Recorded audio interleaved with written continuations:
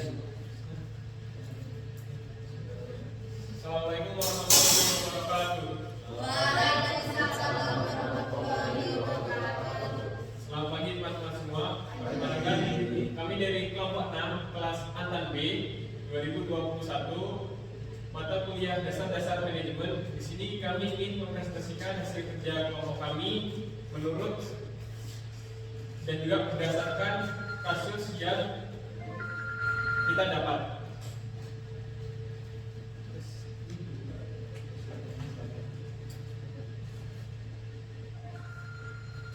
Sebelumnya, perkenalkan, sini dari anggota kelompok kami. Pertama saya di Santoso.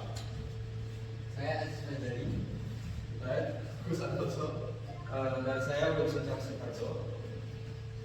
Selanjutnya, di sini akan saya bacakan kasus dari kelompok kami.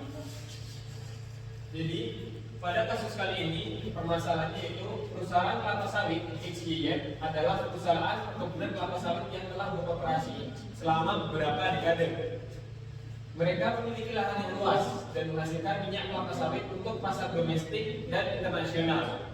Namun, perusahaan ini menghadapi beberapa tantangan dalam manajemen yang mempengaruhi produktivitas, keberlanjutan, dan reputasi mereka, sehingga terdapat beberapa penurunan dalam beberapa dekade terakhir. Oke, jadi kami menganalisa beberapa masalah utama yang dialami oleh perusahaan PT XYZ, yaitu kami mendeskripsi ada 3 poin. Yang pertama tertunda eksistensi dan produksi itu sendiri, masalah lingkungannya ada di sekitarnya, serta manajemen sumber daya manusia itu sendiri. Serta ditentukan juga identifikasi tantangan utama yang bisa dilakukan dengan SWOT, perencanaan strategisnya dan juga siapa yang terlibat saja, serta peranan dari setiap manajer atau departemen yang ada di dalam perusahaan tersebut. Nah, selanjutnya ada yang namanya pemecahan masalah. Nah, pemecahan masalah ini yang pertama ada yang namanya identifikasi masalah utama. Nah, masalah utama dalam perusahaan ini tuh yang pertama itu ada efisiensi produksi. Nah, tantangan ini mencakup perbaikan proses produksi untuk meningkatkan output dan efisiensi penggunaan sumber daya. Selanjutnya yaitu masalah lingkungan. Nah, tentu saja ya kalau kita berbicara soal masalah perusahaan pasti tidak terlepas dari yang namanya masalah lingkungan. Nah, masalah lingkungan ini mencakup perusahaan harus mengatasi dampak negatif terhadap lingkungan yang diakibatkan oleh produksi kelapa sawit itu sendiri, seperti deforestasi dan degradasi tanah. Nah, yang selanjutnya yaitu ada manajemen sumber daya manusia. Namanya juga perusahaan kan, kita tetap harus memanajemen teman-teman kita sebagai pekerja yang ada di susunan perusahaan tersebut. Nah, tantangan ini meliputi peningkatan produktivitas, kepuasan karyawan, dan pengembangan keterampilan untuk mendukung pertumbuhan berkelanjutan.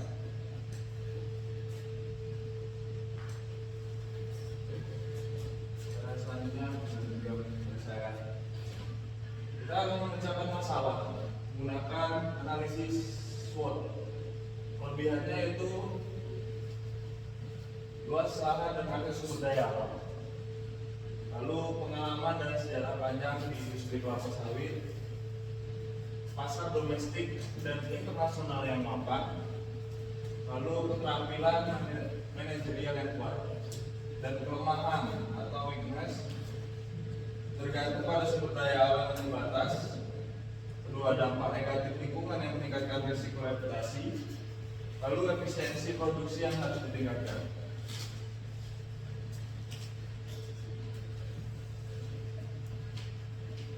Selanjutnya, berdasarkan analisa SWOT tadi sudah disebutkan strength maupun weakness-nya. Jadi di sini akan saya bahas untuk memecah masalah dari opportunities atau peluang dan juga threats atau ancaman.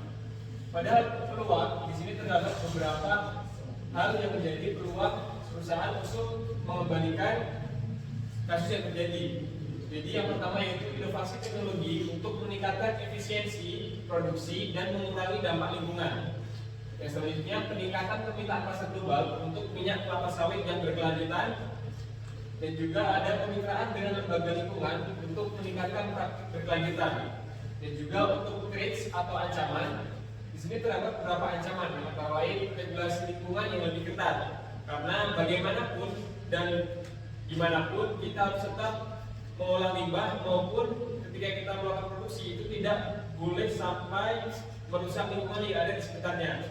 Selanjutnya, tekanan opini publik terkait dengan praktik pertanian yang tidak berkelanjutan dan juga persaingan dengan perusahaan kelapa sawit yang lain menerapkan praktik berkelanjutan.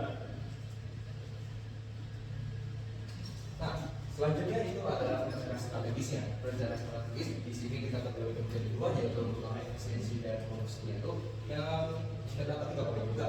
Nah, yang pertama itu kita akan membahas mengenai mengatasi teknologi modern untuk memantau serta meningkatkan efisiensi dan produksi itu. Jadi tujuannya itu ya kita harus melihat dulu teknologi yang digunakan dalam perusahaan tersebut untuk meningkatkan produktivitas serta efisiensi dalam pekerjaan untuk meningkatkan produksi dalam perusahaan tersebut.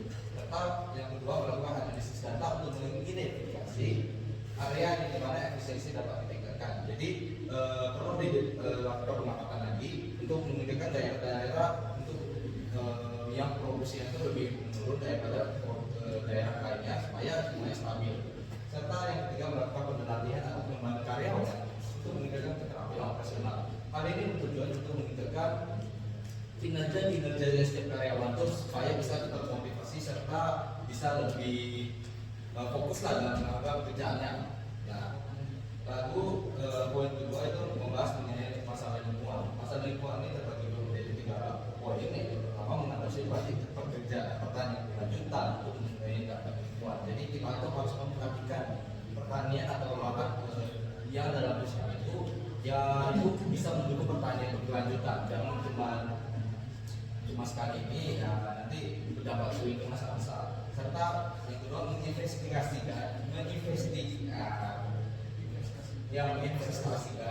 riset dan pengembangan teknologi yang ramah lingkungan, membantu kemitraan dengan organisasi lingkungan untuk mengatasi masalah bersama. Nah, selanjutnya ada perlintasan strategis dalam bidang manajemen sumber daya manusia. Nah, yang pertama itu ada meningkatkan program pengembangan karyawan untuk memastikan peningkatan produktivitas. Nah, program pengembangan ini berkaitan erat dengan yang namanya produktivitas suatu perusahaan. Nah, produktivitas suatu perusahaan ini tidak lepas dari namanya kinerja karyawan itu sendiri. Selanjutnya yaitu menerapkan sistem insentif dan penghargaan untuk memotivasi karyawan. Nah, yang terakhir yaitu mengadopsi pendekatan inklusif dalam pengambilan keputusan dan komunikasi dengan karyawan yang baik. Lanjut ke perusahaan masalah, yaitu di poin identifikasi pihak yang terlibat. Satu, direksi dan manajemen eksekutif perusahaan. Dua, departemen produksi dan manufaktur. Tiga, departemen kehutanan dan lingkungan. Departemen sumber daya alam, departemen TI dan inovasi teknologi, lalu bagian penjualan dan pemasaran.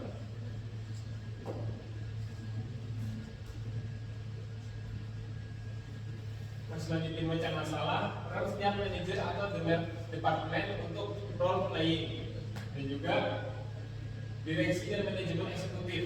Yang antara lain yang tugasnya itu sebagai memimpin perencanaan strategis dan pengambilan keputusan utama sehingga nanti didapatkan keputusan maupun kebijakan yang sesuai agar dapat memperbaiki perusahaan yang ada dan juga memastikan sumber daya yang cukup dialokasikan untuk implementasi strategi.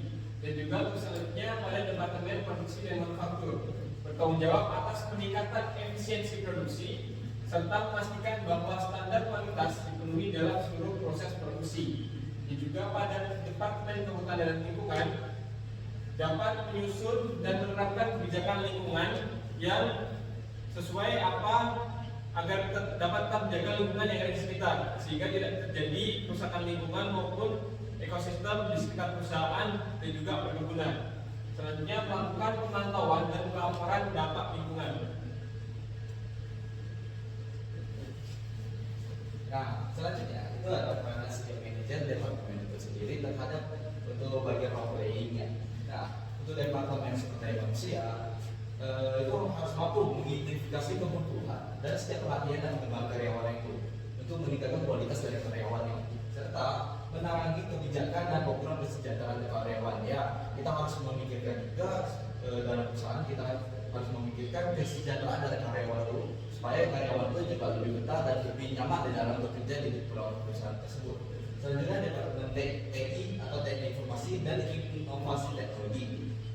Yang harus diperhatikan yaitu mengidentifikasi teknologi yang digunakan itu sudah sesuai belum atau untuk meningkatkan efisiensi produksi itu sendiri dan meningkatkan untuk keberlanjutannya itu.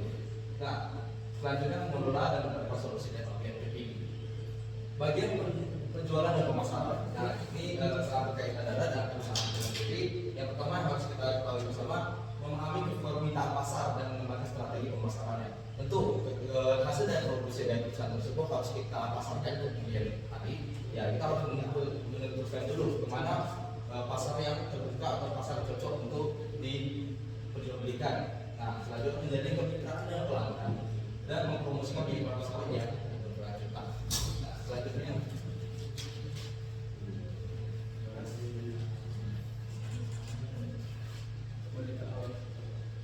baik, mungkin sekian hasil diskusi daripada kelompok kami mengenai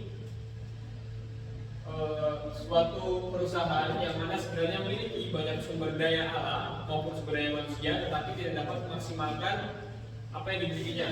Sehingga di sini harus kita pecahkan dan kita analisis bagaimana untuk meningkatkan perusahaan ini untuk menghadapi beberapa tantangan dalam manajemen, baik dari kebun sampai dengan pemasaran seperti itu. Mungkin itu yang dapat kami sampaikan dari kelompok 6. Terima kasih. Wassalamualaikum warahmatullahi wabarakatuh. Waalaikumsalam.